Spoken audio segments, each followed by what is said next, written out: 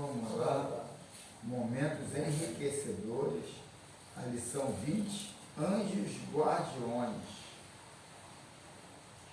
Os anjos guardiões são embaixadores de Deus, mantendo acesa a chama da fé nos corações e auxiliando os enfraquecidos na luta terrestre.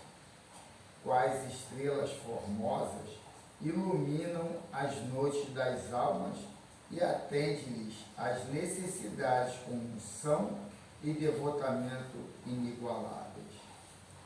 Perseveram ao lado dos seus tutelados em todas as circunstâncias, jamais se impacientando ou os abandonando, mesmo quando eles, em desequilíbrio, vociferam e atiram-se aos despenhadeiros da alucinação. Vigilantes utilizam-se de cada ensejo para instruir e educar, orientando com segurança na marcha da ascensão.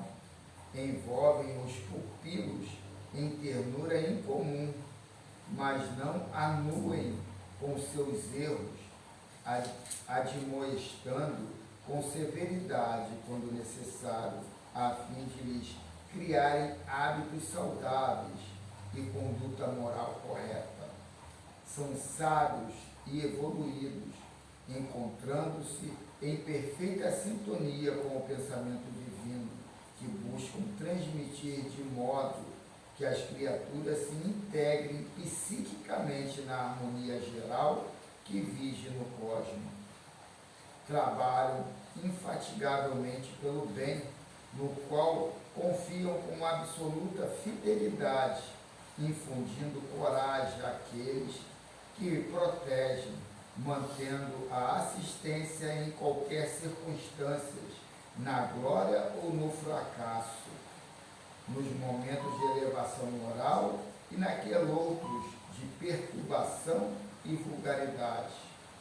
Nunca censuram, porque a sua é a missão de edificar as almas no amor, perseverando o livre-arbítrio de cada uma, levantando-as após a queda e permanecendo leais até que alcancem a meta de sua evolução.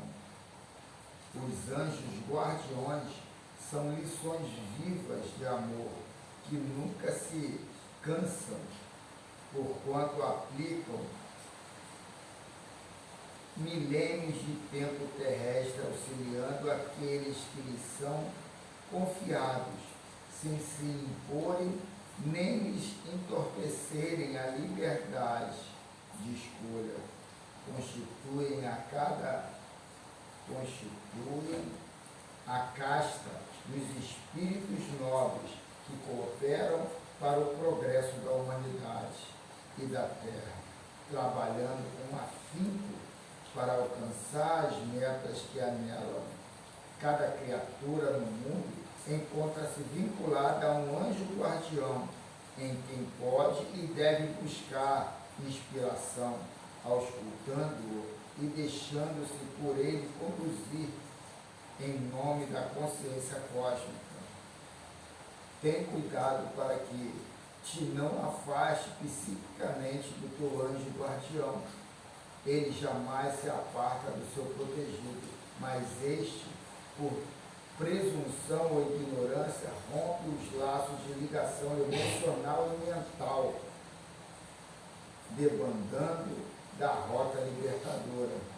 Quando erres e experimentes a solidão, refaz o passo e busca-o pelo pensamento, em oração, partindo de imediato para a ação edificante. Quando alcances as cumeadas do êxito, recorda-o, feliz com o teu sucesso, no entanto, perseverante do orgulho, dos perigos das facilidades terrestres, na enfermidade, pouco ouvi-lo interiormente, sugerindo-te bom ânimo e equilíbrio. Na saúde, mantenha um intercâmbio, canalizando tuas forças para as atividades enobrecedoras. Muitas vezes sentirás a tentação de desvairar, mudando de rumo. Mantém-te atento e supera a maléfica inspiração. O teu anjo guardião não poderá impedir que os espíritos perturbadores se acerquem de ti, especialmente se atraídos pelos teus pensamentos e atos, em razão do teu passado, ou invejando as tuas realizações.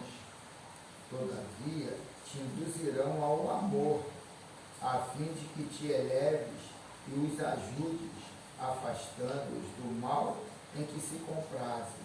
O teu anjo guardião é o teu mestre e amigo mais próximo. Emana-te a ele. Entre eles, os anjos guardiões e Deus, encontra-se Jesus, o guia perfeito da humanidade. Medita nas suas lições e busca seguir-lhes as diretrizes, a fim de que o teu anjo guardião te conduza aos apriscos que Jesus levará ao Pai amoroso. Que assim seja. Nossa, se já foi. Já presta. Deus, nosso Pai, Jesus nosso Mestre amado, muito obrigado por mais esse encontro que estamos aqui presentes, desse lar maravilhoso e gelado aqui. Que a todos nós que aqui se encontramos presentes, reencarnados e desencarnados, possamos estar com nossos pensamentos voltados para o caminho do bem, para o caminho do amor da terra. Que se aqui também se encontrar aquele, os pensamentos negativos, que a todos aqueles que estão com pensamento positivo, devemos auxiliar a esses nossos irmãos, porque todos nós somos movidos a defeito e qualidade. Estamos aqui no planeta Terra para cumprirmos uma jornada de um tempo que nós não sabemos o limite. Enfim, Deus, muito obrigado, particularmente, por tudo que vós temos concedido no planeta Terra. Te pedimos a Deus, por todos os nossos irmãos que se encontram no caminho do orgulho, no caminho do orgulho, da vaidade. Por isso, os habitantes do planeta Terra sempre se encontram dela, um desejando mal um para o outro. Nós sabemos que não é o seu objetivo, o seu voto. Nós nos criou para o caminho do bem, para o caminho do amor, da fé e da bondade, para que a gente não sofra. Porque o sofrimento, quem busca somos nós. Não é nós que dá essa oportunidade do sofrimento. Muito obrigado a Deus e desculpa, Deus, por todas as fases negativas que está acontecendo no nosso planeta, culpa de nós mesmos habitantes. Muito obrigado, que possamos passar a palavra ao nosso irmão que dirige o trabalho na manhã de hoje nessa casa de caridade. Assim seja. Antes da gente fazer a leitura, um breve comentário sobre a lição. A gente fica assim, bastante confortável, né, que a gente não pegou esse livro aí para ler antes, né, para associar com o estudo do livro que ele está fazendo dos espíritos. Cara, está falando da influenciação dos espíritos, né, no livro dos espíritos, sobre aqui, o nosso mundo, sobre as nossas vidas, e nos trazer o exemplo do anjo guardião, cara. Que exemplo mais concreto, né, disso aí, cara. Pena que todos não estão aqui para ouvir na mesma lição, cara. Pô. Graças, de repente podem ouvir, mas pela frequência dos vídeos, a gente vê que ninguém ouve. Também ainda tem essa oportunidade, né? Tem e descarta. Oportunidade rara. Pô, oportunidade rara. Porque a gente está vendo na prática como é que é o que está lá no livro dos Espíritos. Então, trouxe um livrinho aqui que às vezes a gente pensa que a depressão não tem nada a ver com a inferioridade, sim, é um estado de espírito inconsciente ou independente do que fazemos, mas é bem interessante a gente entender que o apego a tudo que é o material é que nem um rapaz possível. Material e pessoas também.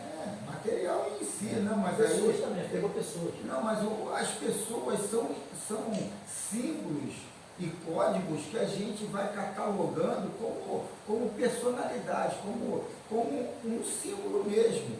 Mas somos espíritos, não temos uma identidade própria e a gente necessita começar nessa individualização para depois trabalhar a gente ser inserido nesse coletivo, nessa coisa igual a todos. O que te leva a uma pessoa, o que é? Um interesse material inicialmente, né? A partir dali que você vai vendo, né? O outro lado da questão, né? E aí o colega, esse rapaz que eu sigo, ele falando, tome cuidado, eu sou apaixonado por música sertaneja, mas a música sertaneja é muito apelativa. Ela te prende a uma consciência que vai ser muito difícil você trabalhando aquilo de forma alegre, brincalhona, aquilo está fomentando uma porção de apegos.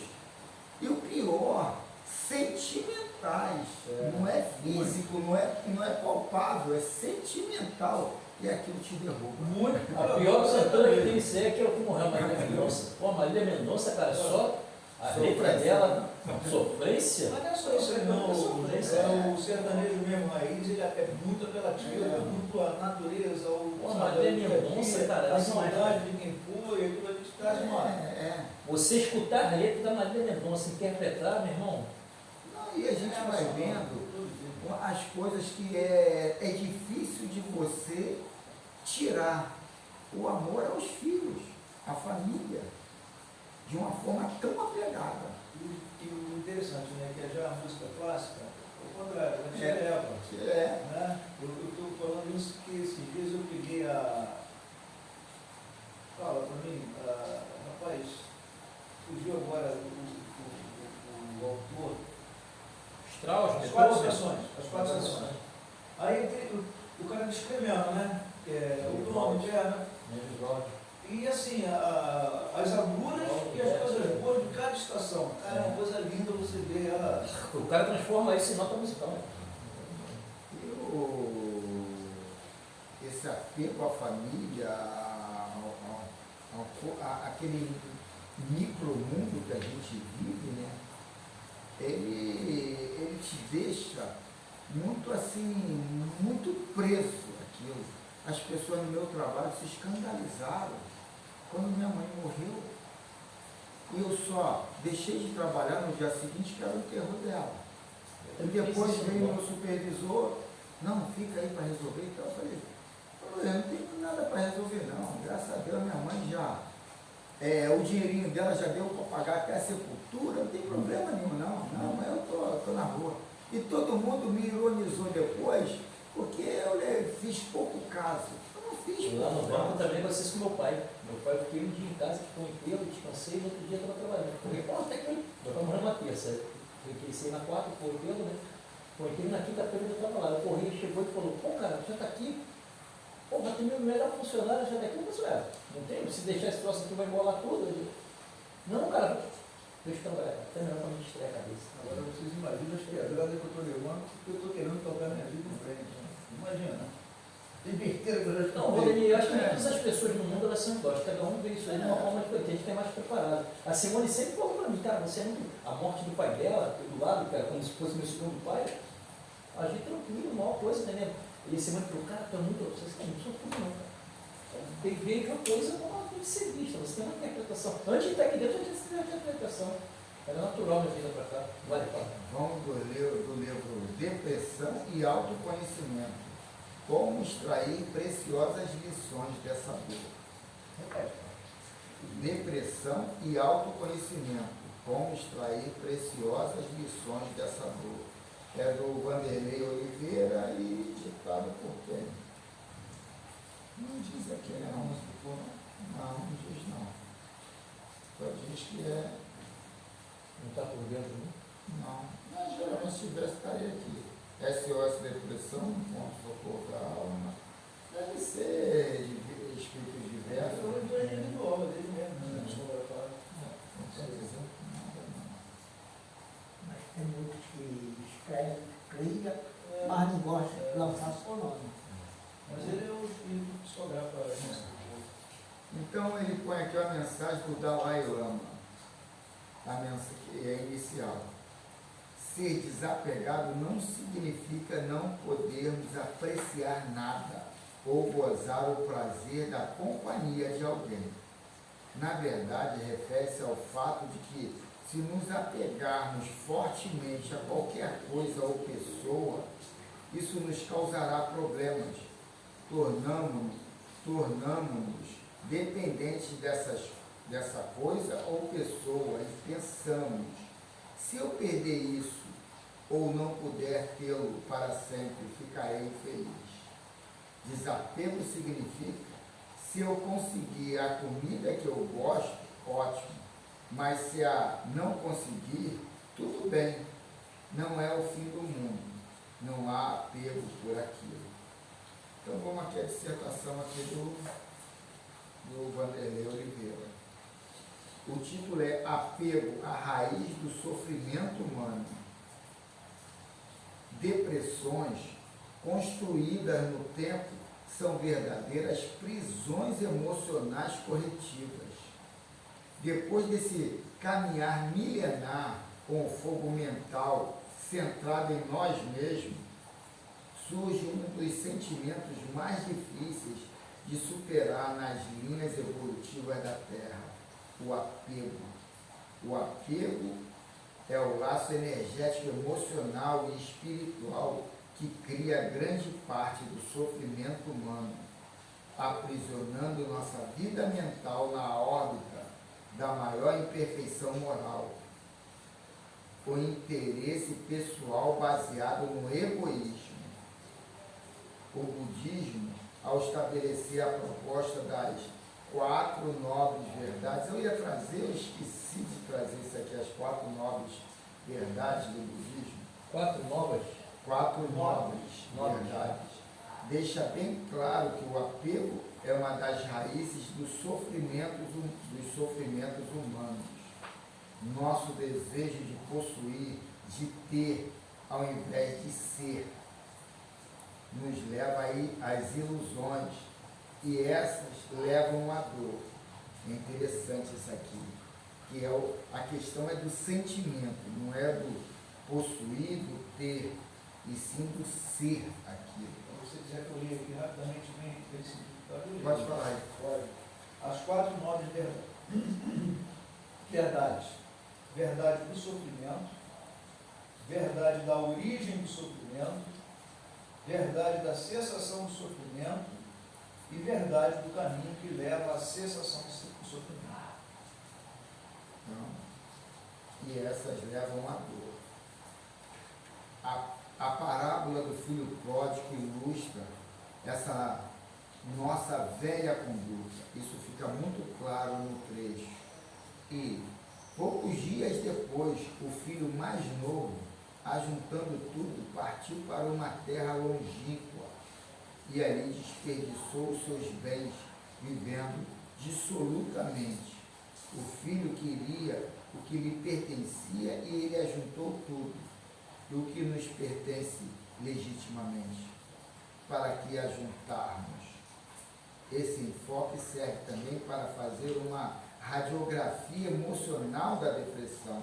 Esse apego surge de um comportamento repetitivo. É uma prisão em nós mesmos, uma prisão corretiva, porque chega um momento em que ao longo das reencarnações, não existe mais suporte mental para a sanidade e a saúde após a repetição intencional dessa conduta destrutiva.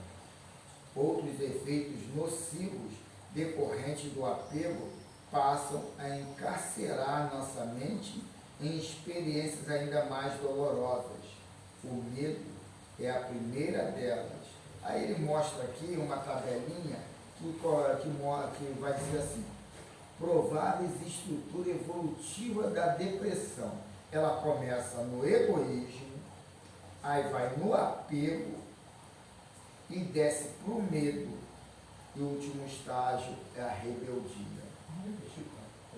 Então, vou aqui. Egoísmo, apego. Outros efeitos nocivos decorrentes do apego passam a encarcerar nossa mente em experiências ainda mais dolorosas. O medo é a primeira delas. Então, a gente começa no egoísmo. Aí o egoísmo cria o apego a pessoas e a coisas. E esse apego gera o medo da perda. E quando você se consolida a perda, você entra na rebeldia.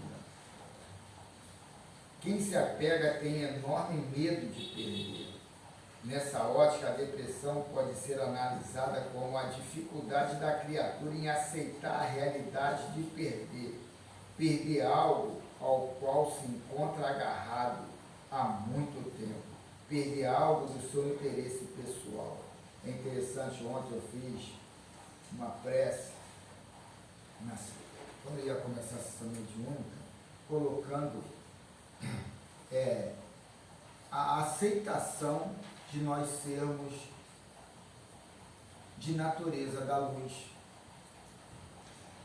Essa aceitação tira esse lado egóico da nossa visão das coisas, porque essa aceitação de que eu sou luz, de que eu sou uma energia pensante e que trabalha a expansão da luz, que essa energia é alimentada não pela treva, mas pela luz, porque essa dualidade treva-luz não quer dizer de aumento de consciência, de intelectualidade, de estar estacionado num patamar de consciência mais evoluído. Não, Mais elevado. o cara pode ser trevoso e ser inteligente e tá lá em cima, mas ele não entende que ele chega até um ponto, mas ele não ultrapassa aquilo, porque a luz é que expande, a luz é que vai te colocar num coletivo onde você domina o teu, transcende, você domina o coletivo no qual o teu universo é a tua vida. Então tudo conspira aquilo ao teu favor, a teu ponto de vista, porque você está desapegado ao extremo. Né? E quando você entende isso, você para a entrar em uma posição de neurose. Por que você faz seguro de vida? Por que você faz um seguro de carro, de casa, disso e daquilo? Eu não estou dizendo que fazer o seguro de vida é apego, é isso. Você pode fazer um seguro de vida, ó, quem viaja para os Estados Unidos, para a Europa, você tem que ter um seguro de vida, porque se você passar mal, você tem que ter alguém para custear aquilo. Porque eles não querem o Estado deles pagando o teu... Uma saúde pouca pública, mais privada. Aí, e outras coisas, você entender, pô, eu vou fazer um seguro no meu carro, que isso é o normal, é o trivial, todo mundo faz, isso propaga mais trabalho, emprego, mas agora não, pode roubar meu carro, pode. Então, quer dizer, a gente tem que entender esse lado mais holístico e sair do lado obsessivo do apego. Então, tudo tem um equilíbrio. A gente tem que sair do se largar do apego. Ô Carlos, sempre eu fiz seguro. Vida de carro, previdência privada. Porque quando você faz isso, você está pensando no teu futuro e na segurança. Quando você tem seguro, quando acontece o inesperado, o seguro pode ser, não pela questão psicológica, no meu caso, não pela questão psicológica, mas quando aconteceu o inesperado, quando eu me casei com a Simone, eu fiz um seguro de pagamento para ela. deixando tudo ela, deixando tudo no nome das crianças, eu deixando tudo no nome dela. Quanto deu para pagar, eu paguei. Fiz previdência privada para ela, porque ela não trabalhava, não trabalhava. Eu trabalho, fiz previdência privada. Você não trabalha, então fazer uma previdência privada que foi um dinheiro que ajudou até a gente. Depois ela recolheu e tudo. Então, quando você faz isso, muitas vezes, não é por paranoia, é por questão de segurança. Você vem com aquela mentalidade. Eu acho que eu também era do meio, estava no meio e vi muitos casos, muitas situações, e você acaba se ambientando aquilo dali, tá entendendo? Mas não por medo, por paranoia. Esse negócio, até porque quando você tem um seguro, o que acontece? Essa história que você falou da paranoia, e muita reação impensada. O cara vem te roubar e você luta para não perder o patrimônio. Quando você está calçado, você fala, irmão, pessoal, vem na calma, na tranquila, pode levar o carro, tranquilo, ó, deixa eu tirar minhas filhas, deixa eu tirar minha mulher, tirar no carro, quebra esse galho, tá entendendo? Vamos fazer na tranquila, sem, tá entendendo? Você deixa ir embora. Porque você sabe que o material você vai ter de volta, então você está até tranquilo, tem a calção, né? Pra, quando você bate com o carro, quando você bate em alguém, já aconteceu comigo, fica tranquilo que eu tenho seguro. Desculpa, tu está falando uma situação, porque ele está querendo colocar uma outra situação que vai além, né? Porque tem gente, eu estou te Isso entendendo. é uma perda material, Porque tem gente que faz. mas quando você está apegado, entendeu? A outros tipos de perda, né? Sentimental, por exemplo, porque aquilo ali traz uma desgraça na tua vida que esse é que é o maior perigo. Aqui na comunicação, daquele garoto que morreu quando roubaram o carro da mulher, ele foi agarrado pelo cinto de segurança. João Hélio Vietes, João. 7 de fevereiro de 2006. Ele teve aqui uma comunicação colocando que os ladrões estavam fazendo ali o que eles achavam que era o que tinha que fazer em cima de uma necessidade financeira, que o maior problema do desencarne dele foi o desequilíbrio da mãe dele. Criou todo um terror, toda uma situação ali, em cima do quê? O medo de morrer, o medo da perda, o medo de muitas coisas. E aí ela perdeu o mais precioso que ela tinha. E é uma situação que ele não esperava, né? Desequilíbrio. Uma situação que você não espera daquela forma que foi. Isso tudo é o teatro ali. A minha mulher me, às vezes, ironiza, fala, cara, ele parece quando ele é assaltado, ele parece que anda para tudo. Mas, antes de ser espírita, antes de pensar, eu já tinha, eu não falo que perdeu, eu não falo isso, eu vou lá e dou. O cara botou aqui, eu saí do banco, peguei a ajuda de custo que eu tinha, o cara, devia alguém ter passado, o cara veio, botou o revólver aqui, manda o dinheiro que pegou no banco. Eu falei, dei tudo. Não olha para trás, eu falei, foi embora. E nisso, quando roubaram o meu carro, que ela estava junto e tudo, ela achou estranho a minha situação. Mas por quê? Porque ali, mesmo não sendo espírito, não sendo religioso, que eu nem acreditava em Deus, eu estava colocando uma normalidade. Coisa normal. Uma coisa normal, mas em cima de que princípio? Nem eu sei, mas que já estava fomentado. Quando você vem para aqui, para dentro, você começa a entender isso. Sim, mas eu não era nem daquele. Quando você vem para aqui, você começa a entender isso. Aqui dentro você começa a ter esclarecimento disso. Você começa a ter esclarecimento. Quando temos esse medo cruel de perder, irradiado nas nascentes do coração, consumimos-nos no sentimento de tristeza. Tristeza é a emoção que indica uma necessidade de adaptação. Quando nos rebelamos em nos adaptar, essa dor se prolonga, podendo chegar a seu ponto de saturação, chamado depressão. Falaremos sobre o sentido sagrado da tristeza mais adiante no texto. A pessoa entristecida e que se sente continuamente inconformada com as situações que a entristecem formam um campo psíquico e emocional para a rebeldia. Vai ser falado na questão dos espíritos. A rebeldia, cadê onde está? A rebeldia, conduta muito presente nos quadros de depressão.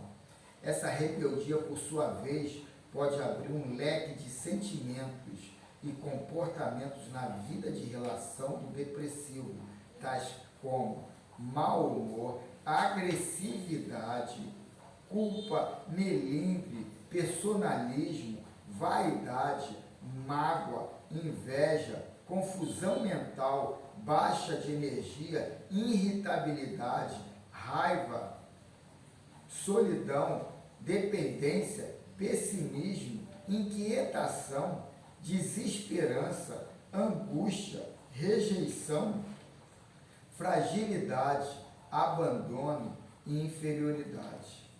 17 sentimentos que eu contei aqui. Para tu ver, esse aí é esse sentimento de apego e na qual a depressão aciona ali. Para todos nós, a experiência da perda é muito desafiadora. Para o depressivo é algo ainda pior. É pior porque a mola mestra de sua vida mental é a rebeldia em aceitar a realidade. Como fator agravante, muitas dessas supostas perdas não são reais, pois ocorrem em razão das idealizações do depressivo, daquilo que ele acha que ela de uma forma e é de outra. Isso aí, esse pessoal tem que estar aqui hoje, cara. Eu tô ouvindo também. Eu estou precisando, mas eu sei que tem mais gente precisando do grupo. De fato, né, cara? A realidade é essa. Você imagina, você pensa, você cria todo um quadro e no final das contas não é nada daquilo, a realidade é outra, né? Inclusive você nem respeita o outro que está ao teu lado, né? Que, pô... É por isso que às vezes, que nem eu fiz a pressa ali, coloquei esse... Aí no final ficou assim, será que alguém entendeu o que isso quer dizer? Porque é de uma forma bem reduzida que eu coloco, mas é um conceito que eu fiquei adorado quando eu vi. Meu Deus do céu, aqui está o caminho das pedras. Quando você falou que o camarada que... acho que é uma figura, né, que você usou, né? Quando a gente está nessa sensação aí, mais ou menos dentro do que você está colocando sobre o depressivo, ou sobre o egoísmo, né, que também é outra situação, você chega a ter um limite, eu penso assim, né, cara, que você está limitado às coisas materiais. Né? Não vamos dizer que matéria é treva, é ausência de luz, vamos colocar assim, né? Você não permite que a luz clareie a tua mente, que você tenha essa percepção, que aquilo ali é uma coisa passageira, é uma coisa temporária, uma necessidade de agora, né? Mas que quando você calça voa, aquilo ali fica, cara. Você já vai para uma outra... Que nem a Tânia ontem falando de dinheiro, né? Eu falei, isso aí dá muitos livros e dá um dinheiro legal. Ela, meu Deus, me livro, não sei o que. Eu falei, não, o problema não é ter o dinheiro, é o que você vai fazer com o dinheiro. Isso que é o problema. Então as pessoas querem ver o lado bruxulento em tudo, e tudo é luz. Eu estava lendo essa semana, dentro desse mesmo assunto falou dinheiro aí, a morte da Valesca, né? Quem é a Valesca? Valesca é a jogadora de vôlei que se suicidou. Pô, cara, o marido estava se separando dela. Eles começaram a ter uma queda de patrimônio porque ela era compradora compulsiva na internet, e o cara combatia isso. Ela com 43 anos, estava casada há 20 anos, e ela começou a virar um compulsivo, comprar desvirtuadamente na internet. Ela comprava direto na internet. E parte do casamento que ele sempre falava, começou aí coisa por isso. Ela foi acabando, matando. Ele foi matando o casamento todo. Ele não tinha um filho, né? Ele não. Todos os dois, ele e ela não tinham filho. Foi Não, matando o sim, casamento matando. Foi matando o casamento, ele foi matando aos poucos por causa disso. Porque o cara era mais centrado nisso. E ela não estava naquele mundo ainda da vôlei, das competições, daquela coisa. Escreveu um livro, fez um livro, né, para dar um levante, né? Deu um levante, mas ela estava. Tinha um padrão legal, mas ela falou que ele falou que ela dilapidou o patrimônio. Eu não sei o que o cara é. Eu tive esse problema com a minha esposa. Só que minha esposa não tinha o poder de compra da minha, né? E eu tomei atitude, sabe, a fazer ela ficar descapitalizada, para ela se enquadrar. É um vício, né? É um vício. Aquilo ali é uma saída. É uma saída que ela vê para tirar, ter, sabe, na hora da compra, da aquisição, ela se sente realizada. Mas daqui a 10 minutos foi para casa, ela já quer outra dose maior, é a cocaína. Mas a gente tem que entender isso tudo, que aquela pessoa é dependente emocional de uma compra. E você trabalhar aquilo como um aluno na escola, como teus filhos, trabalha aquilo de forma inteligente. Como é que eu posso tirar a atenção à compra de alguma coisa? Como é que eu posso dar esse gozo que ela tem na compra em cima de outras situações? E aquilo ali, você trabalhar isso como um jogo de xadrez ou qualquer outro, que tu tem que usar inteligência para ali. Então, quer dizer, ela chegou ao cume do desespero e se suicidou, coisa que ele também Mas pegou. o suicídio foi por causa do fim do casamento. Não, Porque a mensagem de algo. O fim de casamento, ele tomou essa atitude porque eu cheguei para o meu sogro e falei, não dá mais. Eu fui lá na casa do meu sogro, bati e falei, não dá mais. Eu não gostava mais dela, eu não tinha apetite sexual, eu não... Não, foi só o financeiro. Voltei para casa, estou até hoje dou graças a Deus para com minha mulher. A minha mulher ganhava um pouquinho mais do que eu e nunca tinha nada. A gente casou, eu banquei. A gente foi fazer lua de mel, eu banquei. A gente, quando voltou da lua de mel, fiquei na casa alugada e eu que comprei tudo. E quando minha mulher saiu, ainda eu tive que botar um dinheiro na conta, porque senão ela ia para o SPC pelo banco. Hoje, ela está curada? Não sei. Está dura? Agora, se tiver dinheiro na mão, será que ela vai estar no mesmo patamar? Aí já, ali vai ter que ser estudado. Você deu tempo para ela refletir, né? Com ela. E ver. E criar outros tesouros, né? Aí, quer dizer, eu fico até triste de ver um rapaz, hoje ele deve estar, se por acaso ele ouvir uma mensagem parecida dessa, ele vai entrar para um lado, de repente, até depressivo. Né? A culpa é minha. Ou também foi um fator a ajudar naquele desencarne. Então, para o depressivo é algo ainda pior.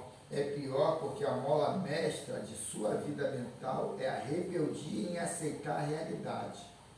Como fator agravante, muitas dessas supostas perdas não são reais, pois ocorrem em razão das idealizações do depressivo, daquilo que ele achava que era de uma forma e é de outra. Um exemplo muito típico são os fracassos financeiros.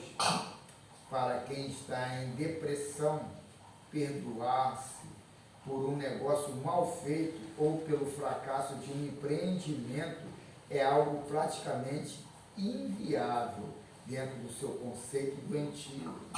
Ele possivelmente se vê como uma pessoa tão capacitada e competente que o ato de falhar o surpreende dolorosamente ao deparar com a realidade da falha. Ele examina a vivência por uma ótica rigorosa e exagerada, como se fosse o pior dos fracassos. Em outras circunstâncias, a dificuldade é aceitar a perda dos amigos, parentes e pessoas de sua relação.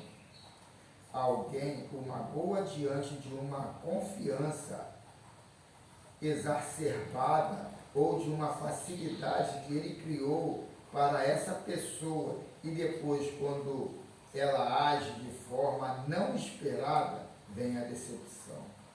As expectativas do depressivo não são atendidas e ele tem uma exacerbada sensação de perda, de fracasso. Quem não aceita a realidade da vida como ela é, nem aceita as pessoas como são, faz em seu campo mental um juízo muito distante da realidade. E quando os fatos e as pessoas se manifestam como são, é um sentimento de revolta no depressivo. Ele se encontra tão apegado às suas crenças idealistas, aos seus conceitos limitadores, aos seus sentimentos tóxicos e aos seus pensamentos fixos, que não admite a realidade. Ele cria uma resistência e prolonga sua dor. Esse apego apaixonado às expectativas pessoais em relação à vida e ao ato de viver, talvez seja sua maior dor. A colocação de Dalai Lama é de muita sabedoria. Aí ele repete: ser desapegado não significa que não podemos apreciar nada ou gozar o prazer da companhia de alguém. na verdade, refere-se ao ato de que, se nos apegarmos fortemente a qualquer coisa ou pessoa, isso nos causará problemas. Tornamo-nos dependentes dessa coisa ou pessoa e pensamos, se eu perder isso ou não puder tê-lo para sempre, ficarei infeliz. Desapego significa, se eu conseguir a comida que eu gosto, ótimo, mas se a não conseguir, tudo bem, não é o fim do mundo. Ele apresenta a solução aí, né? Nessa última frase, né? Não há apego por aquilo. É quando o interesse pessoal se transforma em paixão que as coisas se tornam um problema. O egoísmo é o apego ao nosso ego, a paixão pelo que acreditamos, pensamos, sentimos, fazemos.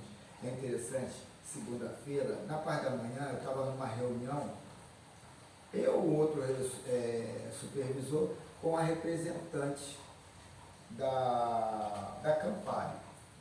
E ela começa a colocar uma situação um pouco genérica, né? E eu dei a minha definição mais pessoal, de uma consciência ainda apegada à coisa, e ela começa a falar do ego em cima das crenças dela. Falei, do ego e do egoísmo. Eu falei, olha só, etimologicamente, ego vem do grego eu. Não, ego vem do grego eu. Ego é eu. Então, o que tu colocar nisso aí, é você que está fazendo isso. Eu. É a visão sua. Egoísmo vem o eu com o ismo, que é doutrina. Doutrina do eu. Então, isso aí é a palavra. Egoísmo quer dizer doutrina do eu e ego quer dizer eu. Então, não queira criar toda um conceito psicológico em cima de uma palavra simples que é eu. E do egoísmo que é ser egoísta, pensar só em mim, querer tudo para mim. Então, é exatamente isso. E as pessoas criam, sabe, filosofias esdrúxulas e tal, para colocar um pensamento, que isso tudo está dentro de mim, mano. Eu sou o princípio e o fim de tudo, dentro do meu universo. E as pessoas querem, que nem ontem teve a infelicidade aqui de mencionar os candomblecistas e tal. Caramba, não sabe conjugar na primeira pessoa, é só na terceira pessoa, mano. Caramba, quantas vezes a gente tem que dar uma retada aqui dentro, mano? Aí, isso tudo é o ego, disfarçado de uma porção de coisas, dentro da casa espírita.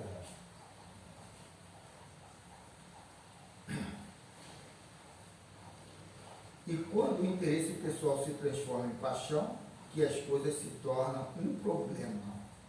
O egoísmo é o apego ao nosso ego, a paixão pelo que acreditamos, pensamos, sentimos, fazemos.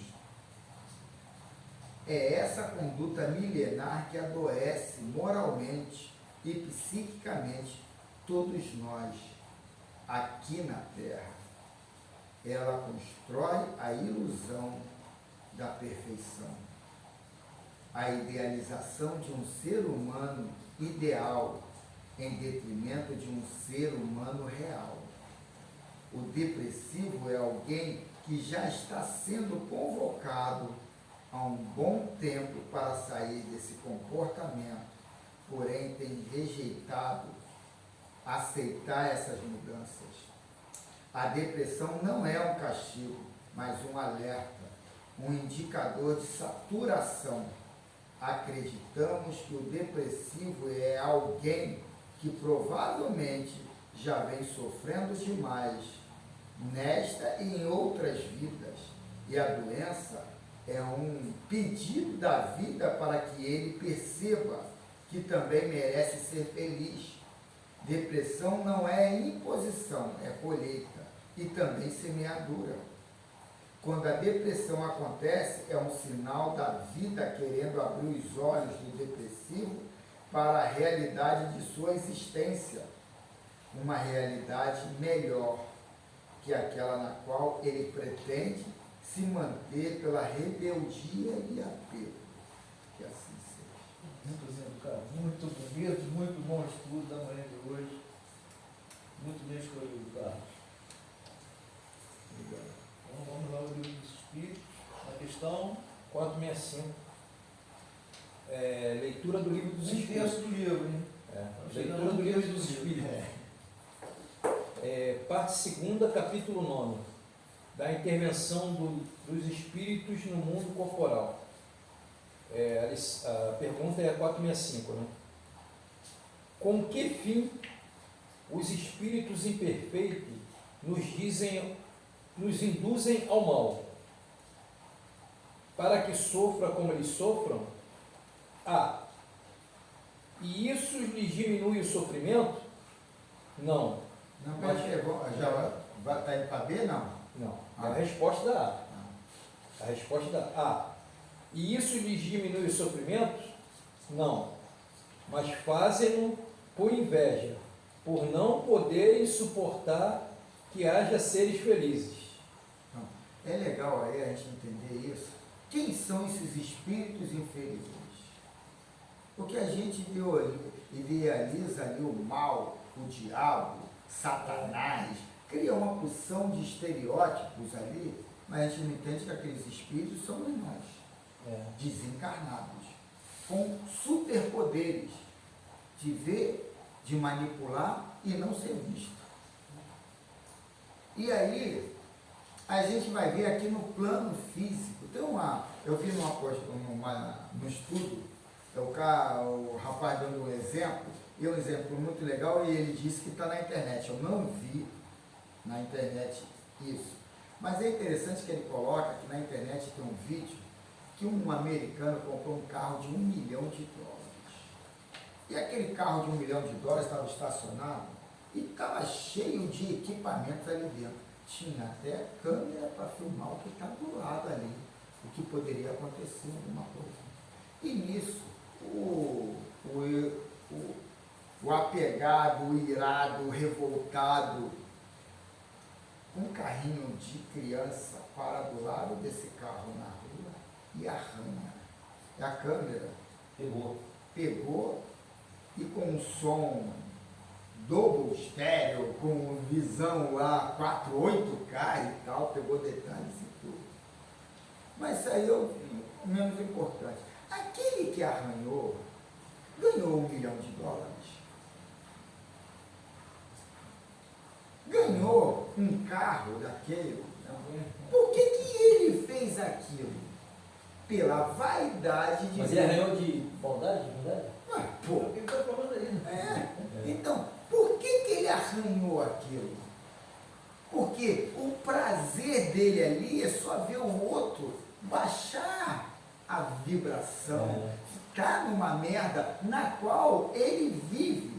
Ele é menor do que o dinheiro mensal que ele tem. Então, quer dizer, a gente tem que entender isso, que isso pode contaminar qualquer um de nós em cima de uma visão egoísta. Seres inferiores. É igual a história do ônibus que estava no meio de um arrastão, os caras chegaram com uma bomba no meio do trabalhador e jogaram lá dentro. Isso é um ser inferior que, não satisfeito com o que ele está fazendo, pegou e ainda quis destruir mais gente. Mas o interessante disso a mesma coisa, cara. O interessante disso é por que Deus deixa isso acontecer. Aí a hora daquela caridade. Não, aí fala a B aí, ó. B. De que natureza é o sofrimento que procuram infligir aos outros? Então, do que natureza aquele coisa ruim arranhou o carro do cara lá de $1 milhão?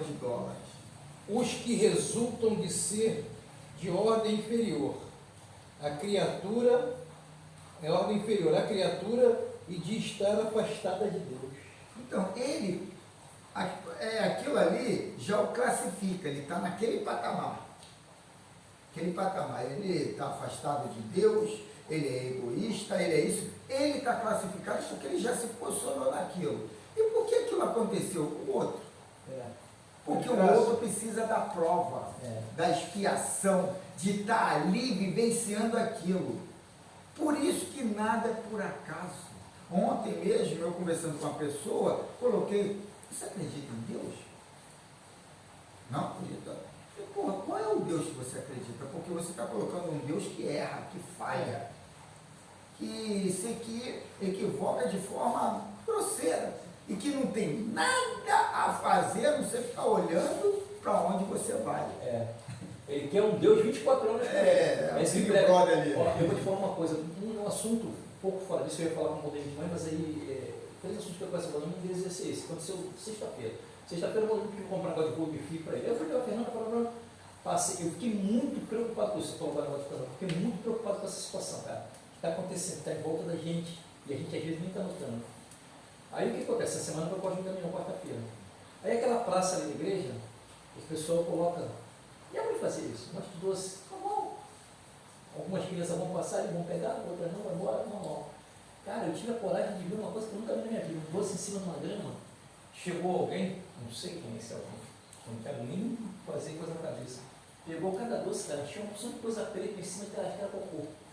Em cima de cada doce. Foi fundo.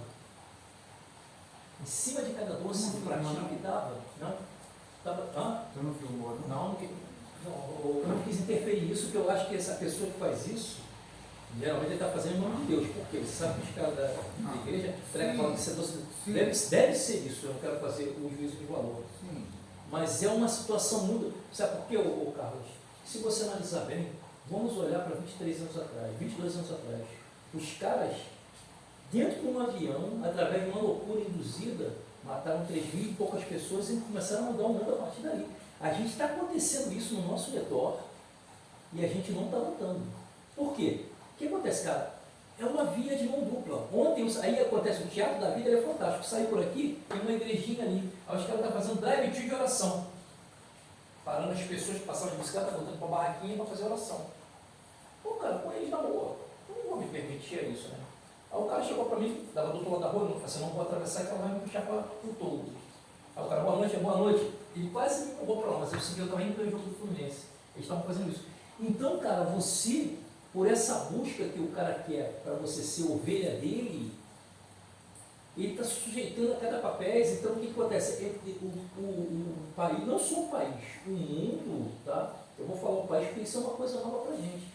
Ele está indo por um caminho. Não, tu está voltando ao que a gente estava falando do Erlei aqui. Eu sei, então. Mas a gente está indo por um caminho muito perigoso.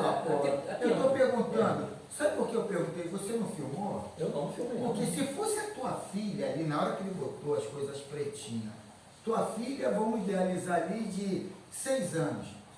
Você está ali, vendo aquilo à distância, vem tua filha, passa correndo, vê aquele doce, pega um correndo e come, sai correndo, e não dá tempo de você fazer nada. O que você faria depois?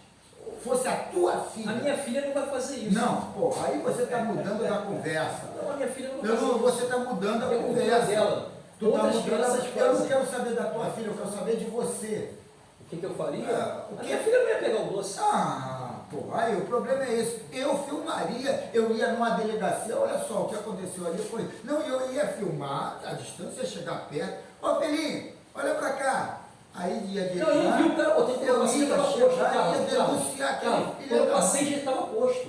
Eu não vi quem colocou. Eu não vi quem colocou, já estava posto. Quando eu passei, estava o E como é doce. que tu sabe o que é prato doce. pontinho de cocô ali em cima? É preto igual cocô, cara. Ah. Eu não vou chegar para perto para cheirar, né, cara? Mas eu vi. O cara colocou justamente para evitar que alguém pegue o doce. Não, você nem sabe É se alguém verdade. colocou, se aquilo ali é um enfeite que está ali.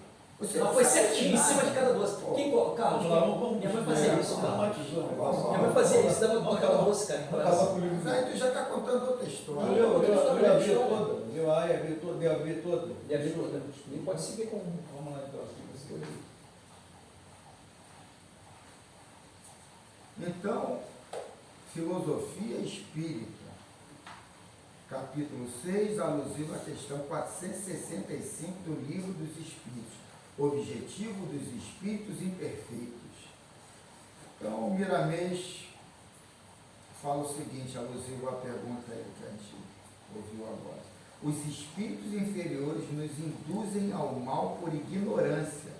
Se conhecessem a verdade, ajudariam cada vez mais os seres encarnados, percebendo a lei da justiça, buscariam cumpri-la pelos canais do amor.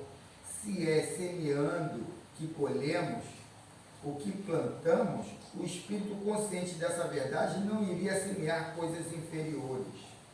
Estando esses espíritos sofrendo, desejam que todos sofram com eles, por não saberem que Deus é amor, é justiça, é bondade. O tempo vai lhe mostrar os caminhos da perfeição, a esperança da vida feliz. A dor é processo para despertá-los, é caminho de todas as almas. Os sofredores, dizemos que esperem, aos sofredores dizemos que esperem com paciência, que lutem sem violência para conquistar a harmonia espiritual. Uma mente em paz são valores acumulados no coração.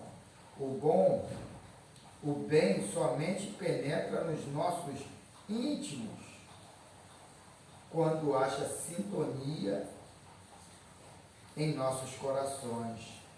A modulação das ideias nobres atrai suas iguais e elas passam a atuar juntamente com as suas equivalentes. Deus sempre abençoa quem está se esforçando para melhorar, despertando para as verdades eternas. Se tu sofres, procura copiar a vida de Jesus em todos os seus aspectos. Esse caminho, por vezes, se nos apresenta cheio de espinhos, mas depois virão as flores das sementes que plantaste com amor. Examina teus pensamentos todas as horas e não deixes de cuidar das tuas palavras a todo momento, pois pensamentos e palavras são sementes que todos os dias semeiam no terreno alheio, sendo tu responsável pela que plantastes. Os espíritos inferiores sugerem maus pensamentos por inveja, que igualmente é uma doença gerada pela ignorância. Não suportam que haja seres felizes em seus caminhos, e quando procuram destruir a paz dos outros, já é início do seu despertamento espiritual para o amor, porque quem planta o mal recebe-o de volta para a lei da justiça. Neste transe, o malfeitor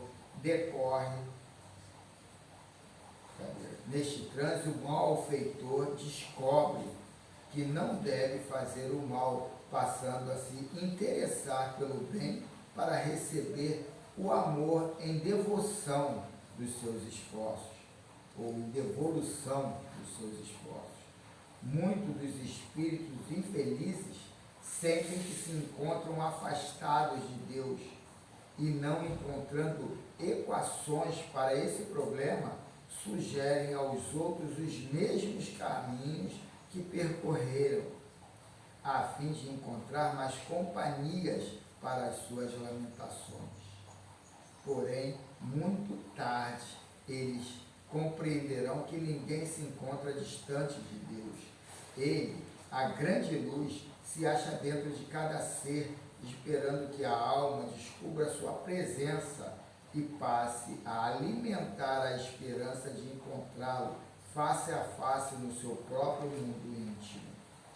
Jesus, quando disse, eu sou o caminho, mostrava para todos os espíritos que deveremos passar por ele para encontrarmos o Senhor no centro da consciência, como em toda parte por onde andarmos.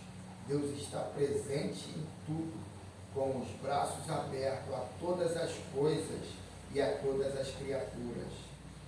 A doutrina espírita ajuda-nos a descobrir esta verdade e a vida em Cristo para o bem de todos nós. Se damos a esses irmãos o nome de espíritos imperfeitos, é porque a linguagem humana é ainda restrita. Não existe imperfeição em nada que Deus criou. Os espíritos, nessa escala, têm estado latente as suas qualidades espirituais, Tudo que as mãos de Deus tocaram tem um sinal da perfeição. É indispensável que compreendamos a lei de amor que vibra no centro de todas as coisas e de todos os seres. Que assim seja. Coisa linda. Foi rápido hoje. Grande anjos. Foi rápido. Em relação aos outros dias. Algum comentário rápido? Eu acho que tudo foi muito sucinto, né? Já está. Eu achei grande anjos rápido. Foi bem explicativo, não foi rápido. Então, finalizaria agradecendo a espiritualidade, né? Por proporcionar esse momento. Não foi tão rápido, não, né? Foi 10 horas, certinho. Eu achei que a mensagem dela foi rápida. Ter aquele minutinho para a gente fazer aquele agradecimento íntimo, né, a Deus, silenciosamente, na expectativa de estarmos recebendo essas boas energias e digerindo aqui dentro do nosso corpo físico, espiritual. Lembrando aí do nosso amigo Erlei, né, que ele possa também ser alcançado por essas vibrações. E muita gratidão à espiritualidade que tem trazido para a gente a possibilidade, né, de lermos páginas aí tão importantes, refletirmos e o principal, né, ação, atitude.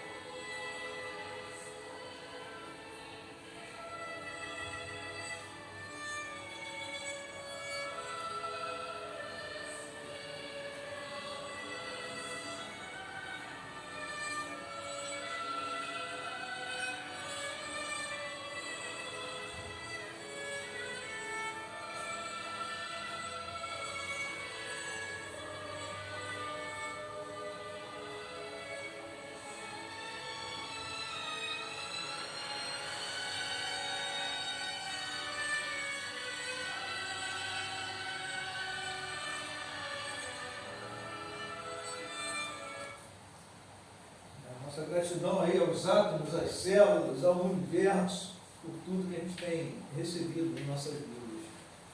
Que bom, né? A gente está aqui junto, aqui nessa Essas mulheres do mundo, esse boa para